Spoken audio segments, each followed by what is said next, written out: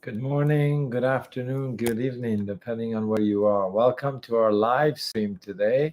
We're covering eligible businesses for the BC PNP Entrepreneur Program, which is a work permit to entrepreneur program. Of course, you need to know, you need to understand. Can you invest in a franchise? Should it be an existing franchise? Can that franchise be something that you have not um, has not been in existence previously in Canada before in that specific province?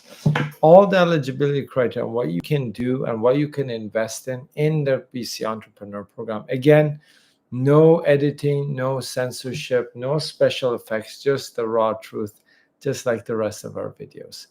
We're going to jump into this, and of course, we're going to talk about all your comments and questions right after our quick presentation. And of course, yes, we see you, Nashwan Ali, with the first questions, but we got to go through our presentation and talk about the entrepreneur program. Yeah, so quick introduction. I'm Reza, licensed immigration practitioner, helping businesses and professionals and investors move across different borders.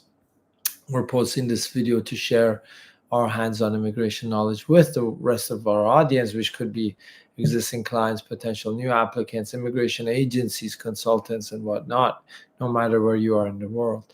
If you're thinking about immigrating, we're here to help. Get a free email assessment with us by filling out the form down below. And of course, if you're an active immigration practitioner, we can assist you with outsourcing your back office operations, including assessments, processing, pre-post landing support. And we have way more options than just startup visa, which is, of course, a core solution and program for Canada. We also offer Panama, direct residency, Portugal, direct residency, whether it's startup, passive income, digital nomad, or golden visa, New Zealand, Greece, Dubai, Malta, and beyond. Understanding eligible investments for BC PNP stream, regional versus the base program. What can you do? What is prioritized? What is not allowed? Remember, we've got two streams in the entrepreneur program for the province of British Columbia, which is quite popular, the regional program, which is also the rural program, and the base program, which is just basically anywhere outside of the rural region. They make it quite complicated with the naming. I don't know why. Maybe they thought they were creative, but they're truly not creative.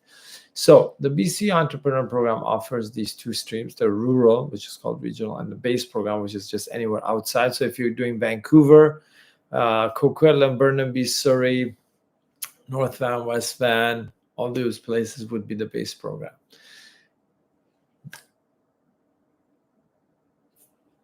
So basically, when the BC PNP determines the eligibility of your proposed investment, it's by checking the expenditures and, of course, what industry it's in. Is it feasible? Whether it's enhancing an existing operation or starting from scratch. The eligible investment requirements are based on the profile you submit. So it's an expression of interest system, which means they allocate points based on your personal profile, professional profile, education, language, work experience, ownership experience, ties to BC and all that sort of stuff. And of course, the business plan of your proposed investment. Remember, you're not going to invest a penny before you're approved for this program. Okay? The investment is formalized later when the performance agreement and all that is signed. And this is after you've been invited, you've submitted your documents, you've done your net worth, you've done the interview. Okay? So there's a lot of steps. Let's look at the rural program in BC, the province of BC, which is the regional business stream. It's a minimum $100,000 investment. Don't expect to get anything done with $100,000. That's the bare minimum.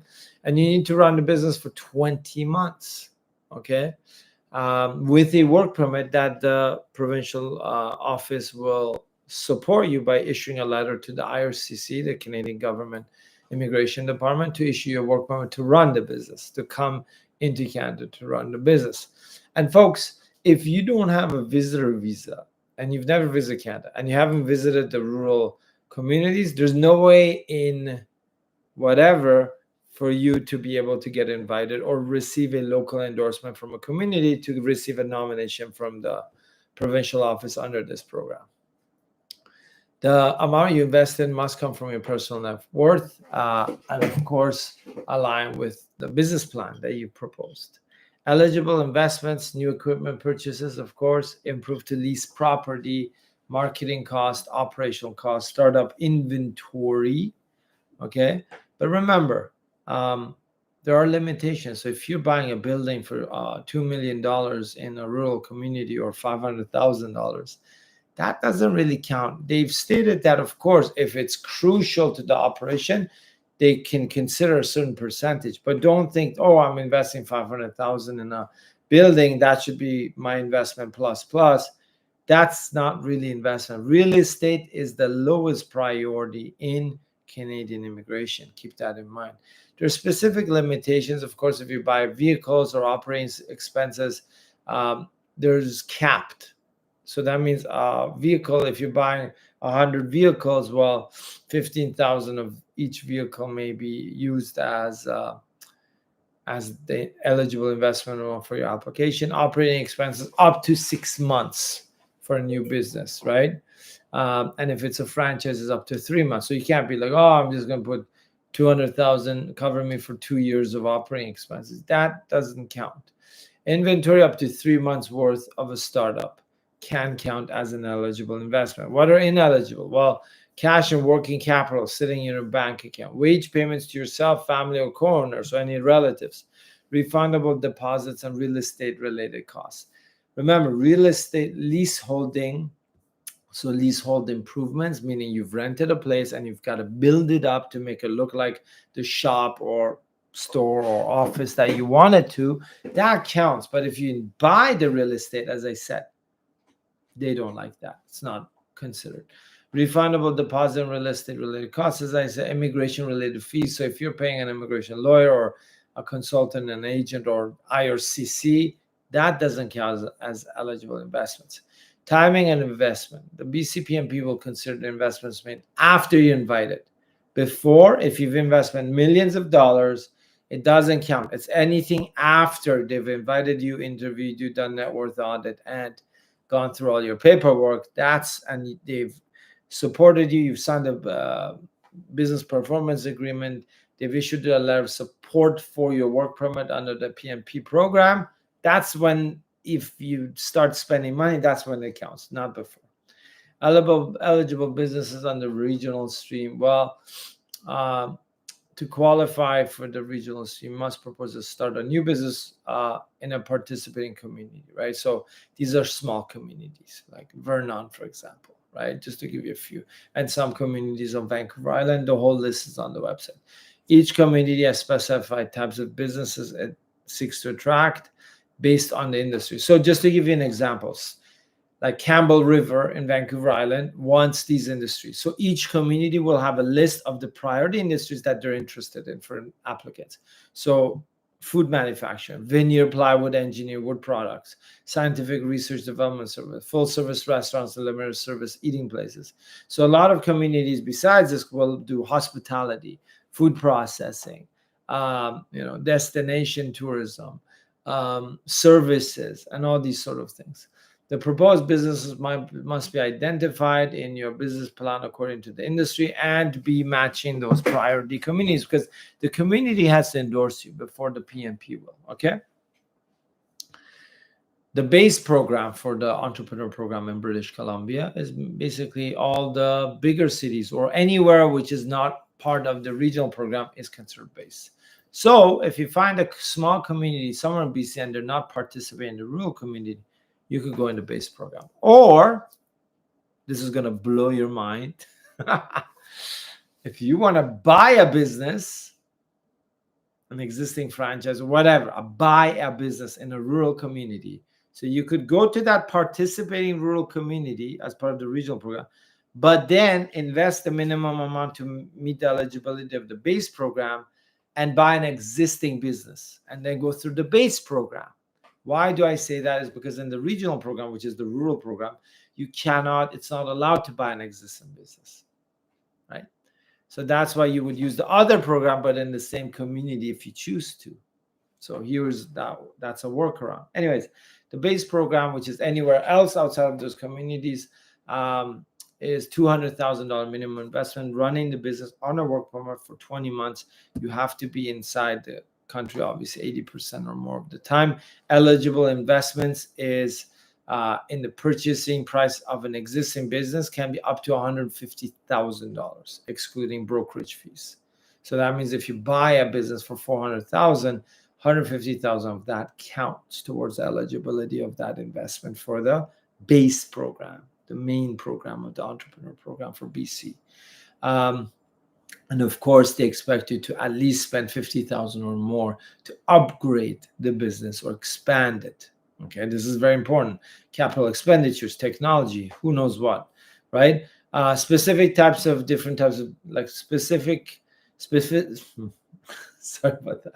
Specifics for the different types of investments. Purchase of business vehicle up to 15,000. Operating expenses. So same exact caps they have on inventory and operating expenses in terms of the eligibility of your investment. So you can't put in 500,000 and it's all working capital and inventory and operating expenses. No, it's got to be split up properly. Ineligible investments, real estate, professional fees for immigration, wage payments to yourself, family, co-owners, and cash and working capital reserves. Timing of investment, again, anything before you're invited and sign a business performance agreement doesn't count. Ineligible business types under the BC PNP stream, no matter which stream you go to. Immigration related businesses, passive investment, bed and breakfasts, pawnbrokers, DVD rental stores, businesses selling used goods like pawn shops, real estate development. Keep that in mind, folks. And goods trading business, import, export, unless there's a value add. So remember, what they mean by that is if you're sitting in Vancouver and trading goods from China to India or India to China, that brings no value unless you're doing a huge operation. And we know with trading companies that doesn't exist. It's if you're importing, maybe doing some added value processing in a location in BC and then selling that could count. Or you're buying a product locally, doing added value and exporting it. Those count, but not just pure out trading. The priority streams for the province of British Columbia under this stream are aerospace, agriculture, food, beverage, which means food and production, processing, clean technology, digital media and entertainment. It's huge in BC, especially Vancouver mainland.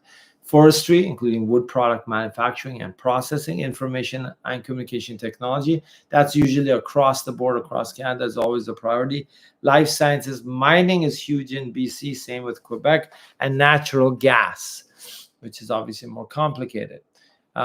Significant economic benefits that can boost your application under the entrepreneur program are acquiring a business 100% outside of the metropolitan Vancouver area, new technology, innovative methods that don't exist yet and it's proven, expanding export activities, commercializing new technology, forming indigenous partnerships with First Nations communities locally in BC, addressing underserved markets, rural areas or could be even in Vancouver, but let's say an underserved market in general. Could be many things. You can use your imagination that you're catering to specific demographics of a clientele that nobody else is offering, no matter where you are in BC. And of course, providing training and support, employee training, professional development, or any kind of training is really, really good and boosts your chances of being selected. And of course, the last part is about franchises. Franchises may qualify as eligible business if you can show that the proposed franchise is well established, meaning it has the ability to expand, a solid financial history, has been operating for at least 5 years. Doesn't have to be in BC, but there has to be a real franchise, and the franchisor has to have been in existence for 5 years, and they have to be strong. That's what they will count. In the rural program, you cannot buy a franchise. You can bring a franchise and start from scratch, but in the base program, you can actually buy an existing franchise. Okay, you must include support letters from your franchisor and the location, and of course, the franchisor must be willing to cooperate with you throughout the immigration process. And if you want to establish a new franchise, ensure you obtain a disclosure document from your franchisor before making an investment decision in the BC PNP. And the PNP will require this disclosure document, financial statements and projected cash flows and the whole contract and documents that a franchisor gives you. And if you've never had a franchise or a franchise before, when you do, you'll realize that they have huge packages available for you. So keep this in mind. You want to buy an existing business, it's got to be base program in BC PNP. And we're just talking about the province of BC right now. It's a work permit to PR program. If you're okay in starting a brand new business, you got to go rural. If you want to go lower investment, you got to go rural. You can't buy into an existing business. Both programs allow franchises if it's established franchisors. In the rural program, you cannot buy into an existing franchise location, but in the base program, you can. And the loophole is if you want to go rural and buy an existing business in the city of Vernon or who knows where, you go through the base program, high investment, but eligible to invest. Keep in mind, reverse engineer, figure out your points before you apply, okay? And of course, just to cap up, if you're thinking of immigrating, whether temporarily or permanently, we're here to help. We guarantee you only one thing. We'll be there to support you. That's it.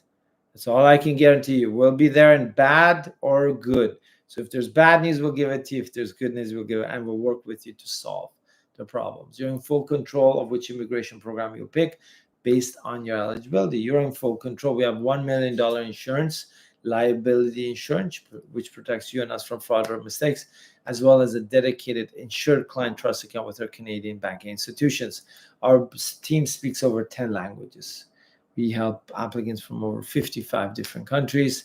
And if you're ready to apply, you want a one-on-one session, you can book using the consultation link below. And if you want to take us for a test drive, you can tune into a YouTube live every week where we answer your questions to the best of our ability up to that point, right? So let's look at this, folks. Nashvan Ali, you're on our YouTube audience right now, and he's asking, hi Reza, a friend of mine told me that he applied for PR and SUV Pro in 2022. Then he received 2 requests from RCC last year about business activities and filing certain forms. The last request was received was IRCC was in September 2023, almost a year ago. Is this normal? He has to do something. Can contacting the member of parliament about PR application process in order to request updates about a application help. Please share your thoughts about that. Okay, Nashvan Ali. It's happened before. It's not normal, but it's happened before. You do have to send web forms and continue to push IRCC to process it because they're just leaving it aside. Maybe the officers change. So you've got to push on it. I've heard of these types of cases before, but you've got to push hard and send letters, send updates, because they probably have a link to communicate and upload documents directly with the officer. So that's what they need to do. With the member of parliament, yeah, I mean, they can't do anything. They can request for an update. That's about it. And then that update sometimes triggers RCC to find the file, So, but the point is, if they've received RCC request letters, they probably already have a direct communication with the officer. That's my request. That's my suggestion. TLHR Dubai, good evening back to you. Nikki Patel, hello Reza. Hey Nikki, nice to see you. As you know, we have applied under the SUV program. This application is on my husband's profile. Now we're thinking that we apply for work permit under LMI on the basis of my profile. So we can go further for this, or work should wait more. LMIs don't lead to direct PR. You know that, Nikki Patel. The SUV, if you're applying for a work permit under LMI, so I don't understand why you can't do a work permit under SUV to come into the country. If you're not an essential member, okay, that's understandable. But if you do an LMI to come under work permit, it has to match the same application information you've submitted under the PR application under SUV. Keep that in mind. The work permit could potentially get you here, but it's not going to give you a PR. LMIs are being cracked down now. They're much more difficult. They're tightening. But in general, if it's not a genuine job, you're just wasting money and time. My suggestion is stick to the PR, and if you're an essential member, you can also do a work permit. And yes, perhaps your letter of support has expired. Angel, good morning. Hey, Angel, how are you? Nice to see you. Nice to see you. Welcome to Canada. Hope you're not too jet lagged. Folks, if there's not a lot of questions, we'll tune in next week. And we're going to have way more exciting content for you for next month in September, all non-Canadian immigration and startup visa for Canada. That's the stuff we like, right? That's the stuff I like. So thanks for joining. If there's no more questions, we will tune back in next week. And Safa is here. Hey, Safa, how are you? Hi, Reza. We are receiving pre-arrivals from some agencies that we registered there just for update. Okay, that's good, Safa. That's a good sign. 99% you're through. 99%. So you just have to let us know when the PR request, like the information for the PR, the confirmation of PR is issued. This is excellent news, Safa. I mean, this is amazing news. If you get through it, that is amazing. Nikki, because the questions that officer asked was crazy. And we've seen it in other places, Safa, right? Nikki, no problem. Our representative is saying that we should wait till 39 months. Yeah, I mean, Nikki, let's see. Yeah, but no, I don't really agree with your representative. I'm sorry. I'm sorry. I don't agree. But yeah, this is good, folks. This is good. Some good feedback, some good cases. I need some coffee. Yeah, maybe I'll just go get myself a coffee. But yeah, we'll tune in next week. And yeah, there's not a lot of questions. Vilas says, so we need to show the proof of funds while arriving at the POE. You need to show that you're still eligible for the program and your intentions are in place. That's it, Vilas.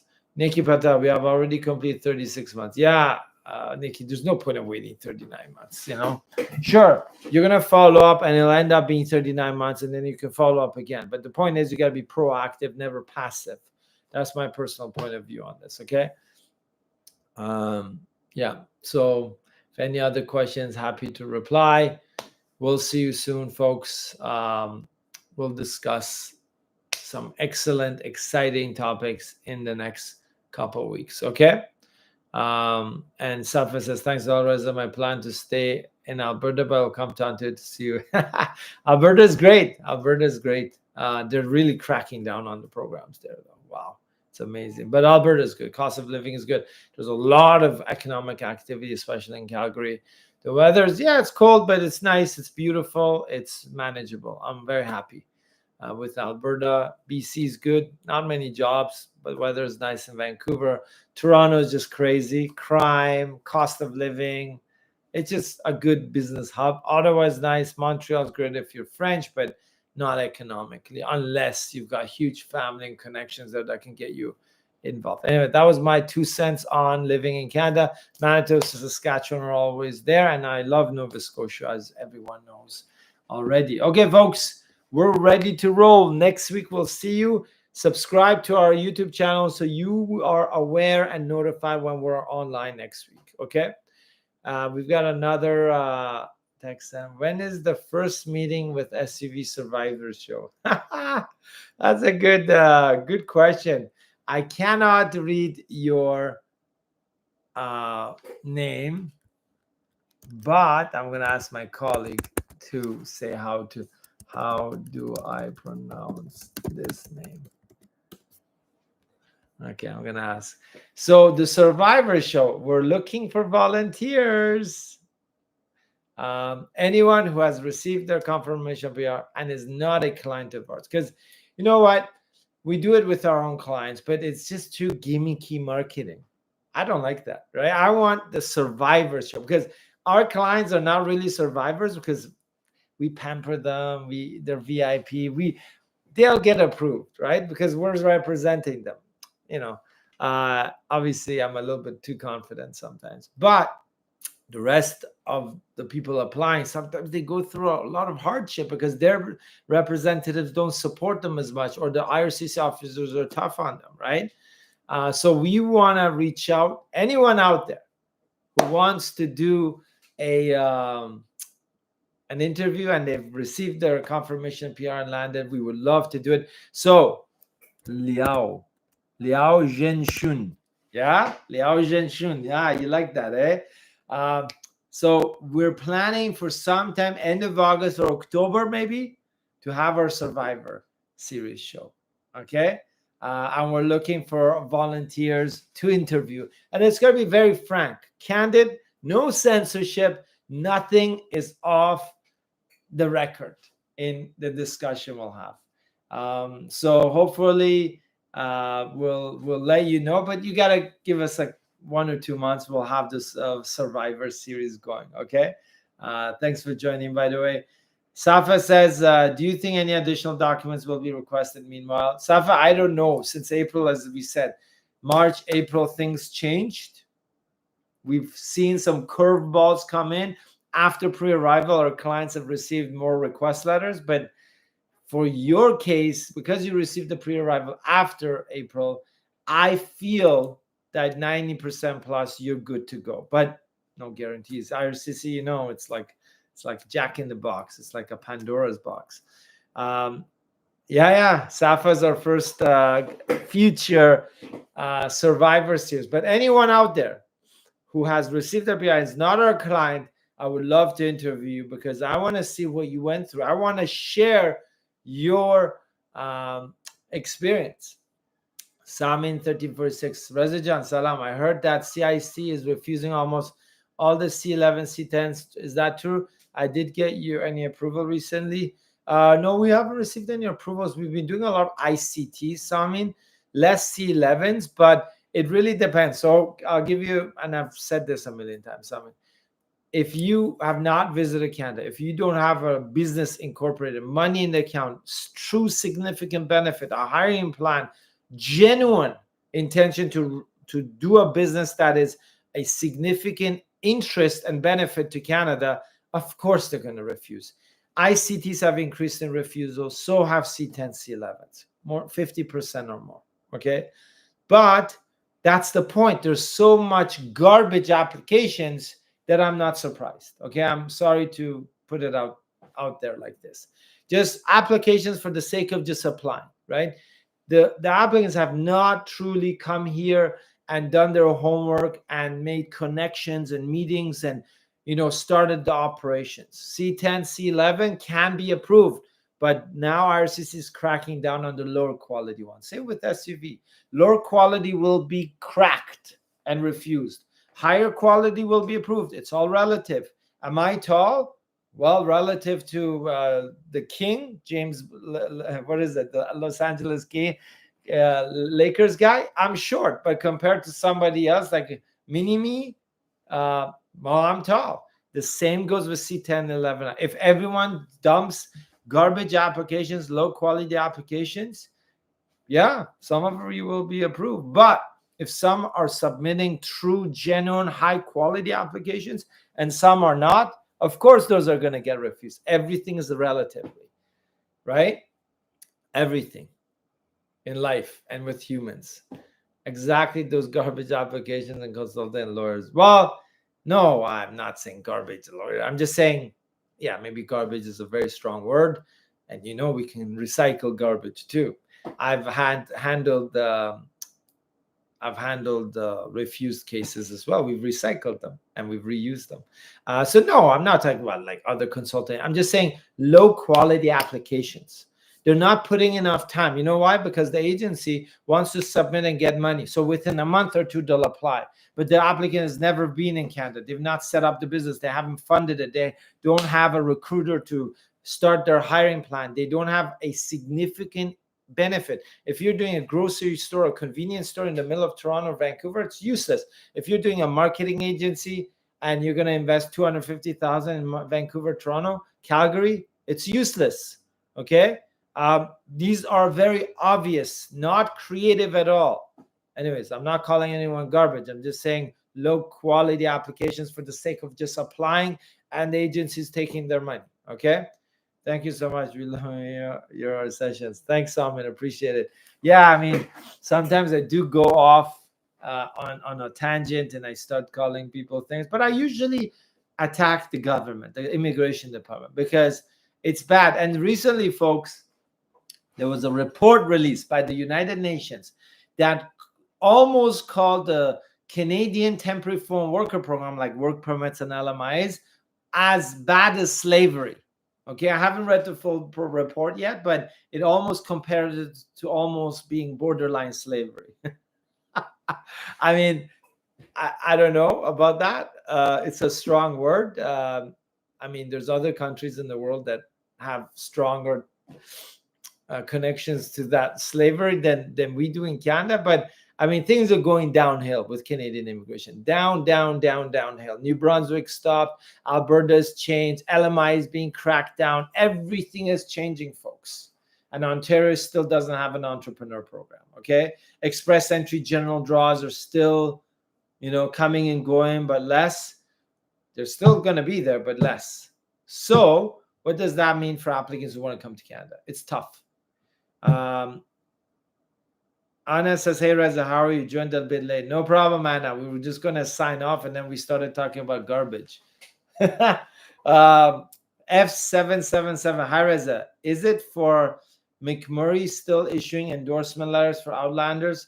F77, we're under process right now. We're waiting for confirmation because, everything is changing. But we've submitted some applications, and we're waiting for that. So let's see. Anna, yeah, there you go, folks. Okay, ask me some cool questions or some cool comments, and then we'll leave, and then we'll sign off. We'll be back next week. And if you're not subscribed to our YouTube channel, that means you don't love us. You don't love the people here, the audience members, And we've got a lot of cool people, like Liao today joined, and he's like, hey, when are you doing the Survivor Series? And if you've just joined us now, we want to interview you if you've got a startup visa PR in the last, let's say, 12 to 18 months. And of course, you've survived the SUV process. Okay. Thanks everyone for joining. We're going to see you soon next week. And of course, we're going to have exciting content for you in the month of September. Non-Canadian immigration, cheap residencies in Europe, passports, SUV, a lot of startup visa content. So stay tuned for that. Anna says, hey, Reza, is it wise to submit an express entry application prior to applying for studies in Canada? Doesn't matter. Study permit is not linked to a profile and express entry. So if you've submitted a PR application, that's different. You have to do dual intent, but which I believe you won't do that if your PR is under process. But if you have a profile, an active profile and express entry, RCC doesn't see that. They don't check that. Completely, exclusively separate, unless you've been invited, you're processing a PR application. In that case, you've got to declare both on both sides. Folks, Safa, great to see you. Liao, thanks for joining. Nikki Patel, Vasa Angel, of course. Nashvan Ali, TLHR Dubai, and of course, Vilas Desai. Who else? And then F777, Anna, and Samin 1346. Thanks for joining. Great questions, everyone. We'll be back next week. Bring your questions. And again, we're working on the SUV Survivor series. And if you want to volunteer, we'd be happy to do it. And at the end of the day, I might have to end up just interviewing my own clients. But they're not really survivors. They were very pampered by us throughout the whole process. Okay, they probably didn't even realize what happened. It was like a smooth flight for them. But I want survivors. I want people who took hardship. They felt pain during the process. Okay. Yes. Thank you. Take care, everyone. Appreciate it. Next week, Thursday. Bye-bye now.